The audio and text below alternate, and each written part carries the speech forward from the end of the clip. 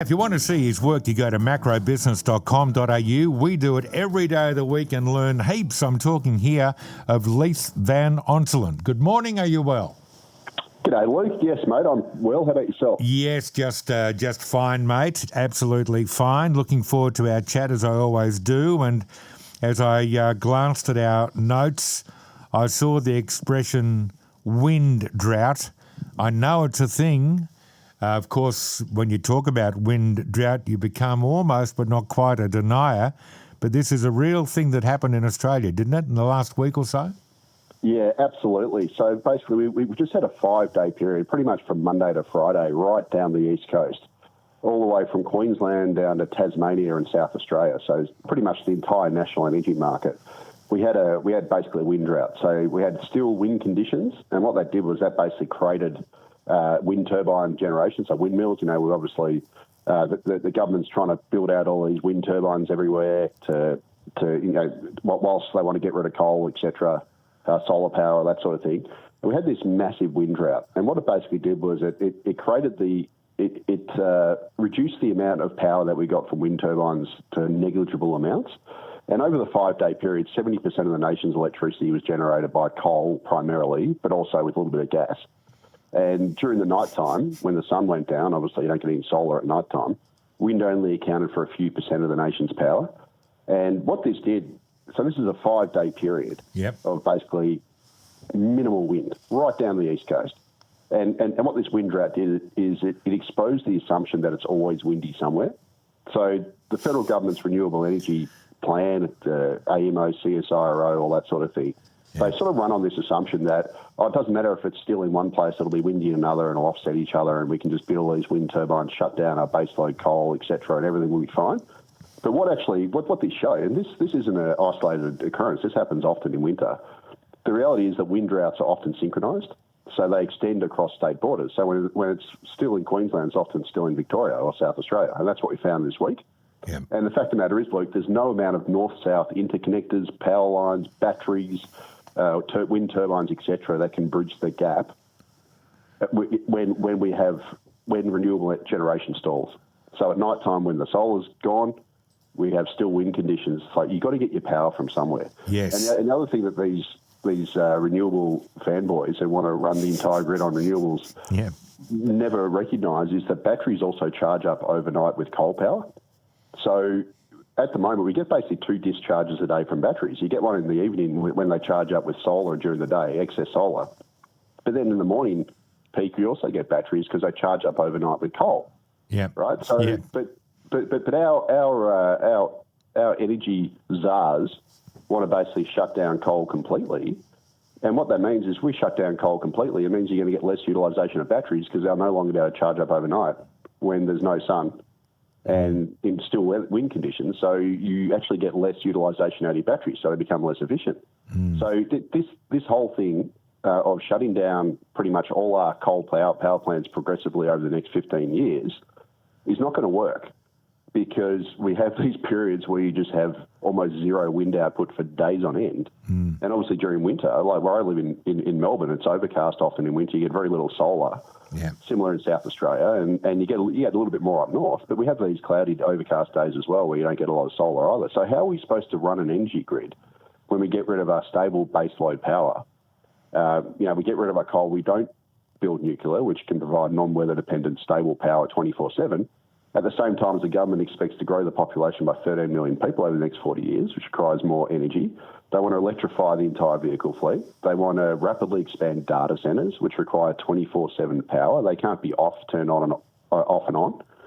And so none of this is going to work. And I said this last week, but I think this week with this wind drought that has literally extended for 5 consecutive days, it's sort of ended today, but we've still got pretty weak wind output, but it is better than the previous 5 days.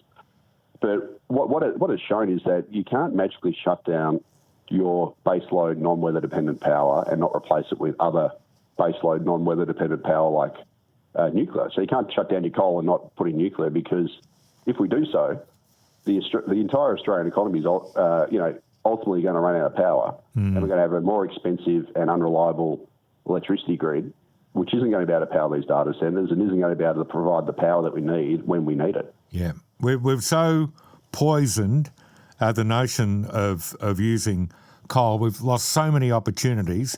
First of those would have been, I think, when this first came about, okay, we're going to move away from coal. How do we find a way to make coal more efficient? So you got those high efficiency, low emission technology that we could have been at the front of. I mean, we could have been at the forefront of that development, and that might have meant that, you know, the guilt we're meant to feel about using coal then wouldn't have been a thing. And the other thing, mate, I think we were talking about this a while back. We've got all this brown coal in Victoria that we could convert to diesel, and all of a sudden the Straits of Hormuz become completely bloody irrelevant. But oh no, we're too smart. We just we need to get some windmills and some solar panels, and that'll fix everything. Because we've poo-pooed all this fossil fuel stuff rather than looking at different ways to use them, we just snooker ourselves every time. No wonder people have gone away from the parties that continue this clown show, mate. Yeah. Well, it's not just that, mate. Can you imagine if instead of going down the Snowy Hydro fast, which is going to probably end up costing over $40 billion. Yep. Instead, Malcolm Turnbull all those years ago, about a decade ago, whatever it was when it started, he said that we're going to build a nuclear power plant. It'd probably be built by now. Yes. And it would have cost a lot less than that, and that would provide stable 24/7 power. And the thing is, Luke, yes, Australia didn't have any expertise in doing nuclear power. We didn't have any expertise in building a Snowy Hydro either, let's be honest. We do have pumped hydro elsewhere, but this was an incredibly complex project. Yep. And the thing is, if you build one nuclear power plant, you'll learn from it, and you'll get better building the second one. And you do have the expertise. Yeah. And not just that, we could have purchased a off-the-plan one, like off the shelf one, like South Korea's done, which wasn't super expensive. It costs about $5 billion per generator, but those can run for 80 years, 24/7. They create zero emission. You wouldn't need to build as much transmission. If you built it near where the current coal generators are, you don't have to build really any transmission at all because it's already built. It would have been a lot better. And the fact of the matter is, Asia, which consumes about 80% of the world's coal and burns our coal, is not doing this stuff. Like, yes, it is doing some renewables, but it's also doing a lot of coal and a lot of nuclear. So it's doing everything. Yeah. So why aren't we doing everything? Now, the reason might be this.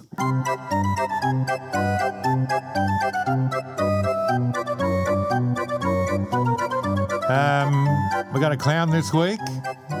Yeah, multiple award winner. He's going to have to buy himself a new cabinet soon because he's just loaded with clown trophies. Okay, who is it? Unfortunately, so yeah, it's Treasurer Jim Chalmers. Now, look, I don't like to pile on Spin Jim, but unfortunately, he was out at the end this week polishing another economic turd, Luke. So basically, we got the inflation data this week for May. Yeah. And what it did was it showed that the headline inflation, which isn't the one the RBA looks at, it declined to 4% annually, which is still high. Yeah. And it declined primarily because the government's got their fuel excise cut, which lowers inflation because it artificially drops petrol prices. Mm. And Spin Jim was at it. He was boasting on Twitter that inflation's come down again for the second month in a row. And he said it's much better than what markets expected in the forecast and all this sort of stuff. The problem with it is he ignored the figure that the RBA looks at, which is called trim mean or underlying inflation. And what that is, that strip out, that's the inflation figure the RBA looks at because it strips out these volatile one-off items like fuel excise cuts. Right. And what actually happened there was the trim mean inflation actually jumped by 0.2%. In May to 3.6%. It's tracking 0.6% above the top end of the RBA's target. It's actually tracking above what the RBA had forecast in its most recent forecast. Mm. So, as usual, he's spruiked the measure that isn't what the RBA looks at, and he's completely ignored the one that it does look at, which is running well above target and has increased the chance that the RBA is going to hike interest rates again. So, once again, good old Spin Jim Chalmers is out there, trying to spruik economic data that wasn't positive. And this is, again, another reason why Australians are losing trust in politicians because they just don't give it to us straight. Yes. And they're constantly polishing turds. All right. Now, am I right in saying that you'll be missing for a couple of weeks, having a well-earned break? Yeah, mate. So I'll be off for the next 2 weeks. I'm actually going to Singapore and Vietnam for 2 weeks for a holiday. So usually mid-year I try from now on have 2 weeks off. So you've earned it. I know how hard you work, mate. And we love having you on the show. So we'll catch up on your return. Travel safely, and thank you so much. Yeah, no problem, everyone. I'll speak to you soon. Good on you. Leith Van Onselen, macrobusiness.com.au, 22